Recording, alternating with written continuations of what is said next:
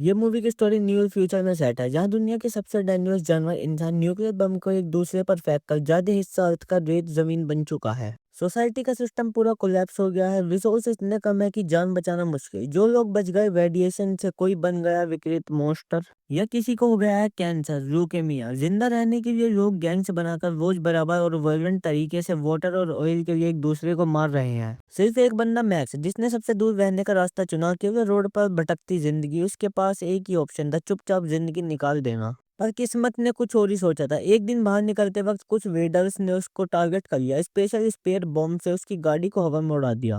और फिर इसकी जबरदस्ती ब्यूटी पार्लर वाली 30 साल से छुपा हैंडसम चेहरा अब सबके सामने आ गया था। ये सब इसलिए क्योंकि मैक्स का ब्लड ग्रुप ओ नेगेटिव है, जो इन ब्लड डेफिशिएंसी वालों के लिए एक तरह के यूनिवर्सल लाइफ सेविंग एलिक्सियर है। पर मैक्स बनने ने कहा, मैं इन ह्यूमन ब्लड बैग नहीं बनूंगा। और मौका मिलते ही अंधेरे टनल में फुल स्पीड से भाग गया। लेकिन जब एक दरवाजा खोलकर देखता है तो सीधा उसकी हवा टाइट हो जाती है, क्योंकि ये जगह थी डूम्सडे फोर्ट्रेस, इमॉर्टल जो का राज। यहाँ का डिक्टेटर है, पूरा बदन सड़ा हुआ है और आर्टिफिशियल ब्रीथिंग सिस्टम से जिंदा है। नाम है इमॉर्टल जो, 5 बीवियां, वो भी सब एक से बढ़कर एक। पर जो कि ये तो सिर्फ एक हाई क्वालिटी बेबी मशीन थी, क्योंकि उसके दोनों बेटे निकम्मे। बड़ा बेटा मोटू, जो आज भी पालने में है। छोटा बेटा स्ट्रॉन्ग पर डम, और अभी तक दूध नहीं छोड़ पाया। इसलिए जो को एक परफेक्ट वॉलरोड चाहिए, जो उसकी ब्रेन वॉश्ड आर्मी को लीड करे।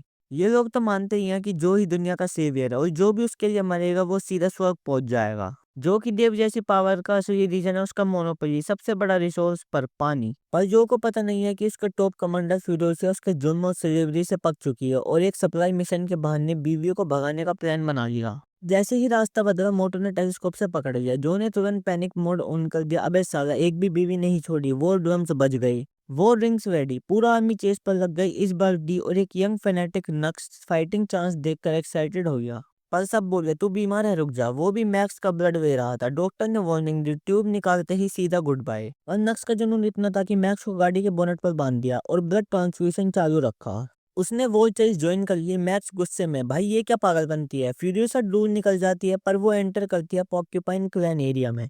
और वो लोग टैंकर देखकर लूटने आ जाते हैं। इस चक्कर में नक्स सबसे पहले चेस कैच कर लेता है। बीवियों को सेफ्टी प्रायोरिटी देता है। पहले पॉक्यूपाइन वॉल कार्स को उड़ाओ। यहाँ सोल्जर का ब्लाइंड फेट दिख जाता है, जो के लिए मरा तो वाला गारंटीड। लास्ट एनिमी कार भी आउट हो जाती है। अब जो की बड़ी आर्मी कुछ ही मीटर पर थी। मैक्स ऊपर देखता है, अब आसमान भी दुश्मन बन गया था। एक मेगा सैंडस्टॉर्म आ रहा है। ताकत में बोनट पर रेस लगाना, मौत को टक्कर देना है। पर क्या करे, मैक्स बस गालियां दे सकता था। और तभी फ्यूरियो से किलर टर्न लेती है, जिससे नक्स का टायर ब्लास्ट हो जाता है। वेट कम करने के लिए मैक्स को पीछे शिफ्ट करने लगे। मैक्स ने मौका मिलते ही एक को धक्का मारा और खुद पीछे चढ़कर स्टॉर्म से बचने की कोशिश। पर नक्स फिर भी पीछे नहीं हटा। स्टॉर्म में बड़ा आदमी रोस्ट हो गई। सिर्फ एक ही वॉर कार चेज में थी। पर फ्यूरियोसो को कोई टेंशन नहीं थी। सेंटर ऑफ स्टॉर्म में जीत उसकी ही थी, जिसका ट्रक ज्यादा भारी। नक्स का एक्साइटमेंट और बढ़ गया, और अब बोला कि पूरा क्रेडिट मेरा। सीधा एक्सीलरेटर दबाकर गाड़ी को फुल स्पीड में दौड़ा देता है। ऊपर से गाड़ी के अंदर पेट्रोल भी डाल रहा होता है। मैक्स पहले समझ नहीं पाता ये कैसी उल्टी सीधी हरकत कर रहा है। अब समझ आया, ये बंदा तो गाड़ी का बॉम्ब बना के दोनों को उड़ा देने का प्लान बना रहा है। जब मैक्स फिर से होश में आता है तो एक सैंडस्टॉर्म खत्म हो चुका होता है। वो सोचता है ब्लड पाइप निकाल कर सीधा निकल ले।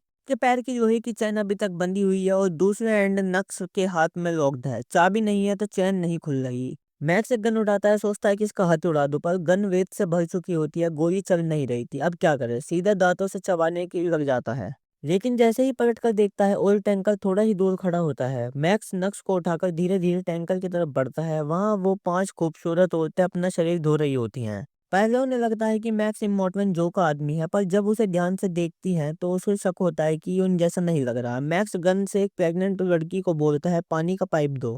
घूट घूट कर पानी पीता है, और एक ब्लोंड लड़की से बोलता है कि वो बड़े कटर से मेरी चैन काट लो। पर ब्लोंड लड़की नोटिस करती है कि मैक्स के पीछे जमीन पर धूल उड़ रही है। इमॉर्टल जो की बड़ी सेना उनके सामने आ रही है। यूएसए को अब बिल्कुल पेशेंस नहीं रहता। मौका देखते ही वो सीधा मैक्स पर जंप कर देती है। 2 मिनट में उसे गन छीन लेती है। तू तो बहुत चालाक निकला, पहले इनोसेंट बनता रहा। पर फ्यूरियोसा जल्दी समझ जाती है कि हाथों हाथ मैक्स को हराना मुश्किल है, इसलिए वो पलटकर पिस्टल लेने भागती है। तभी नक्स भी होश में आ जाता है। सीधा जाके फ्यूरियोसा को पकड़ लेता है। आखिर में मैक्स फिर से सिचुएशन कंट्रोल में ले लेता है, पर इमॉर्टल जो की सेना बस अब कुछ ही दूर होती है। नक्स खुशी से पागल हो जाता है। उसे लगता है कि अब वो बड़ा हीरो बन गया। खुशी खुशी में मैक्स की चैन खोल देता है। चैन टूटते ही मैक्स सीधा उसके मुंह पर मुक्का मारता है और टैंकर पर चढ़ के इग्निशन मार देता है, पर गाड़ी तुरंत बंद हो जाती है। गाड़ी में एंटी थीफ सिस्टम लगा है, सिर्फ फ्यूरियोसा ही ट्रक को चला सकती है। अब मैक्स के पास दो ऑप्शन है, फ्यूरियोसा के साथ चलकर ग्रीन पैलेस जन्नत जैसा एरिया ढूंढा जाए और रोज इन ब्यूटीफुल लेडीज के साथ वीआईपी लाइफ जिए, और यहाँ रुककर इमोट वन जो के लोगों के हाथ पकड़ा जाए और फिर वो पागल लोग इसका पूरा खून निकाल लेंगे। बड़ा टफ डिसीजन है ना भाई, तुरंत गाड़ी में बैठ जाओ। मैक्स को थोड़ा कम क्राउन दिखाने के लिए फ्यूरियोसा उसे एक फाइल देती है, माउथ मास्क को खुद ही काट लो। उसका चेहरा भी फनी लगने लगता है, लेकिन कोई नहीं देख पाता। उल्टन कल स्टार्ट होते ही नक्स भी चुपके से पीछे से चढ़ जाता है।